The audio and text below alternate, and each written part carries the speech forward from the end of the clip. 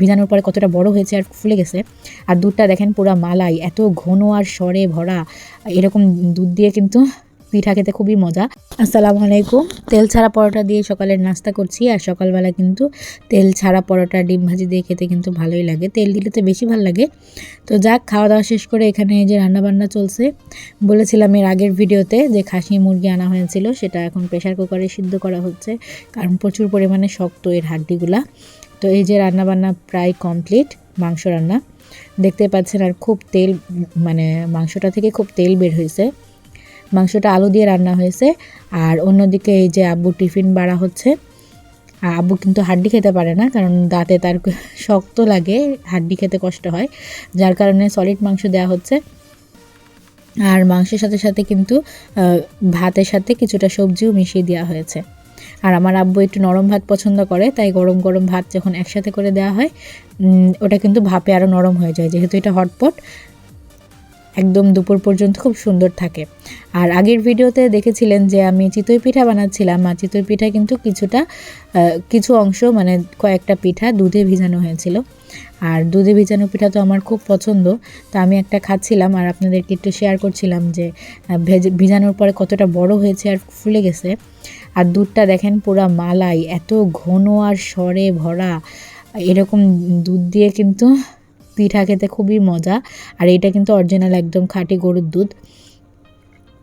এই যে পিঠা তো নেওয়া হয়ে গেছে, কিন্তু দুধটা তো নিতে হবে, দুধটাই তো হেভি টেস্ট। যদি খাইতেন তাহলে তো বুঝতেন। তো এই জন্য বাটিটা একটু কাছে নিয়ে নিলাম, এখন দুধগুলোকে আলাদা করে নিয়ে নিচ্ছি। আর পিঠাটা একটু কেটেও দেখিয়ে দিব যে ভিতরটা কীরকম নরম হয়েছে। আর পিঠাগুলো কিন্তু সাইজে এত বড় ছিল না, ফুলে এরকম বড় হয়ে গেছে। আর শীত তো বলতে গেলে যাচ্ছে আসছে, এরকম একটা শেষ পর্যায়ে চলে আসছি আমরা। আর এই শীতের শেষ দিক দিয়েও আমরা পিঠা কিন্তু খাওয়ার কোনো কমতি রাখছি না। তো দেখতে পাচ্ছেন যে দুধে কতটা সর, আর খেতে কিন্তু খুবই মজা। এদিকে কিন্তু প্রচুর পরিমাণে রোদ আসছে, আর রোদ দেখে তো এখানে বড়ি শুকাতে দিয়েছি। বড়িগুলো আগে থেকেই শুকানো, তারপরেও কিছুদিন পর পর এরকম একটু রোদে দিলে বড়িগুলো ভালো থাকে এবং খেতেও স্বাদটা ভালো থাকে, মচমচা থাকে। এই যে মচমচা বড়িগুলো আমি একটু রোদে দিয়ে এখন বয়মে ভরে রাখবো আবার। আর কারা কারা এরকম বড়ি খান আমাকে জানাবেন। আমাদের দেশে তো এই বড়িটা খুবই মানে জনপ্রিয় বলতে গেলে। দেখা যায় মাছ দিয়ে খায়, অনেকে আবার সবজির সাথে দেয়, অনেকে ইলিশ মাছ দিয়ে খায়, সবজি আলু বেগুন দিয়ে খায়, অনেকে অনেক রকম করে খায়। আবার এই বড়িটা কিন্তু এমনি ভর্তা বানিয়ে খেতেও মজা, মানে তেলের উপরে হালকা মচমচা করে ভেজে ঝাল পেঁয়াজ দিয়ে ছিলে বেটে খেতে হবে, খুবই টেস্ট। বড়ি ভর্তা কিন্তু বাসি ভাতের সাথে খেতে আমার বেশি পছন্দ। তো এই যে বড়িগুলো একদম সাদা ফকফকা, আমি একদম বয়মে ভরে নিচ্ছি। আর প্রত্যেকটা বড়ি মাশাআল্লাহ একদম সমান সাইজে। তো তারপর এই যে ডাবওয়ালা আসছিল, আমাদের একটা ডাবওয়ালা পরিচিত আছে, ওনাকে কল করলেই এসে ডাব দিয়ে যায় বাসাতে। তো এখানে প্রায় অনেকগুলো ডাব দিয়ে গেছে, 12-13টার মতো। আর এই শাকটাকে কে কি চিনেন না আমাকে একটু জানাবেন। এটা হয়তো বা বতুর শাক না যেন কি বলে। তো এই শাকগুলো বেছে নিচ্ছিলাম। এই শাকটা খুবই টেস্টি খেতে,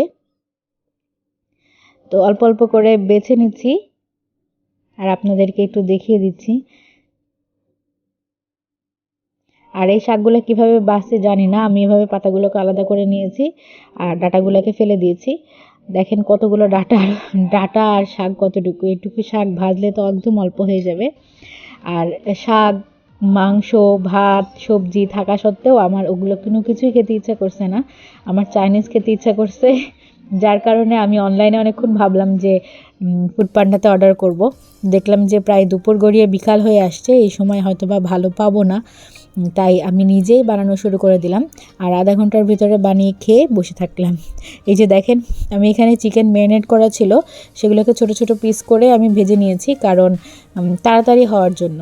বেশি বড় পিস হলে বেশি সময় লাগবে ভাজতে, আর এই জন্যই। আর চিকেন ফ্রাই হতে হতে কিন্তু আমি ভাতের পোলাওয়ের চালটা একদম সিদ্ধ করে নিয়েছি। আর অন্যদিকে চিকেন ফ্রাইটাকেও হালকা একটু ভেজে তারপরে উপরে কোটিংটা দিয়ে আবার ভেজে নিয়েছিলাম। আর আজকে ফ্রাইড রাইসটা একদম সাধারণভাবে করছি, এগ ফ্রাইড রাইস যেটা বলে। গাজর আর পেঁয়াজ একটু ভেজে নিয়েছি, সাথে একটু ডিম দিয়ে দিচ্ছি। আর এর সাথে কিন্তু লবণ, একটু ফ্রাইড রাইসের যে মশলা আর হচ্ছে সয়া সস দিয়েছি। আর এখন কিন্তু পোলাও চালটা যে সিদ্ধ করে রেখেছিলাম ওইটা এখন দিয়ে দিলাম। তো এটাকে ভালো মতো ভেজে নিব। তার আগে একটু চিলি ফ্লেক্স দিয়েছি, কারণ কাঁচামরিচ খুঁজে পাচ্ছিলাম না বিকালের দিকে, আর চাচ্ছিলাম না যে কাঁচামরিচ কোথায় এরকম খুঁজে বেড়াই। তাই চিলি ফ্লেক্স দেখে চিলি ফ্লেক্সটা দিয়েছি, আর একটু সয়া সস দিয়ে এটাকে ভালো মতো ভেজে নিচ্ছিলাম। তো এই দেখেন, ঘরেই যখন হুটহাট খেতে মন চায় এভাবে বানিয়ে খেয়ে নিই। তো অল্প বিস্তর খেলাম। খাওয়ার পরে এই যে সন্ধ্যার দিকে আমার জন্য পুরি আনা হয়েছে। আমার আবার হুট করে এই পুরি খেতে মন চেয়েছিল। তো পুরিটা খুবই ক্রিস্পি আর খুবই মচমচা, আমি আপনাদেরকে একটা দেখিয়ে দিই। তো আজকের মতো এখানেই বিদায় নিয়ে নিচ্ছি। ভালো থাকবেন, সুস্থ থাকবেন, আমার জন্য দোয়া করবেন। আসসালামু আলাইকুম।